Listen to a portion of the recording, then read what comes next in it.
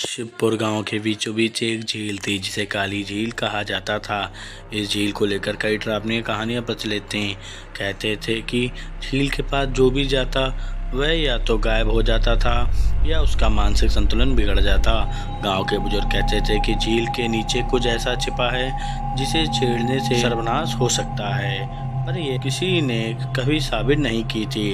इस रहस्य ने हमेशा लोगों को आकर्षित किया, लेकिन कोई भी इसे जानने की हिम्मत नहीं करता था। रवि एक युवा पत्रकार जिसने हाल ही में एक राष्ट्रीय अखबार में नौकरी शुरू की थी। रवि को इस झील की कहानी के ने आकर्षित किया। उसे लगा कि इस पर एक रिपोर्ट बनाकर वह न केवल गाँव में बल्कि पूरे देश में नाम कमा सकता है।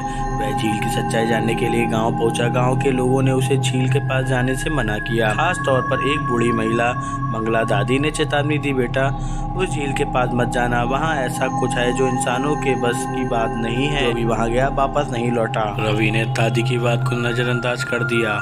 उसे लगा कि ये सिर्फ एक डरावनी कहानी है जो पीढ़ियों से चली आ रही है। रवि ने झील के पास जाने का फैसला किया। उसने कैमरा और टॉर्च के साथ झील के पास कदम रखा। जैसे ही वह झील के पास पहुंचा, उसे अजीब सी आवाज़ सुनाई देने लगी। ऐसा लगा जैसे पानी के अंदर कोई उसे बुला रहा हो। झील का पानी ठहरा हुआ था, लेकिन उसमें रहकर अजीब हलचल होती है। जैसे ही रवि झील के किनारे पर पहुंचा, उसे पानी में एक परछाई नजर आई। वह परछाई धीरे धीरे झील के पानी से बाहर निकली और अचानक गायब हो गई। रवि घबरा गया, लेकिन उसने खुद को संभाला और सोचा कि ये उसका भ्रम हो सकता है। अगली रात रवि ने झील के रहस्य को और गहराई से जानने के लिए गाँव के बुजुर्गों से बात की। एक बुजुर्ग ने बताया, झील के नीचे एक प्राचीन मंदिर है जो शापित है। कहते हैं कि उस मंदिर को कभी छेड़ना नहीं चाहिए, लेकिन जो भी झील के करीब जाता है वह उस मंदिर के प्रभाव में आ जाता है। रवि ने तय कर लिया कि वह उस मंदिर का पता लगाएगा। अगली रात रवि ने एक नाव ली और झील के बीचों बीच गया। जैसे ही उसने पानी में कैमरा डाला, उसे एक विशाल आकृति दिखाई दी। वह आकृति किसी मूर्ति की थी, लेकिन उसमें से एक ऊर्जा महसूस हो रही थी। अचानक झील का पानी हलचल करने लगा और रवि की नाव पलट गई।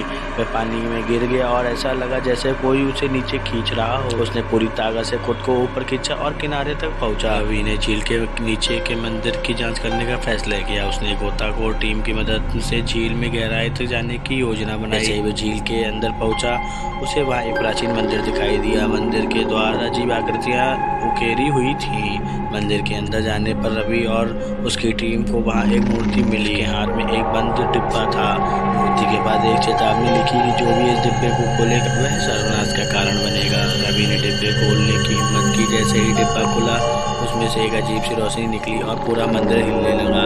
ऐसा लगा जैसे मंदिर गिरने वाला हो। रवि और उसकी टीम ने तुरंत वहाँ से भागने की कोशिश की। जब रवि और उसकी टीम झील से बाहर निकली तो उसने देखा कि झील का पानी सूखने लगा है। कुछ मिनटों में झील पूरी तरह से सूख गई और वहाँ मंदिर का अवशेष बचा। गांव के लोग ये देखकर चौंक गए। झील के नीचे का डिब्बा खोलने से एक प्राचीन शक्ति जाग गई थी जो अब मुक्त हो चुकी थी, लेकिन वह शक्ति विनाशकारी नहीं थी।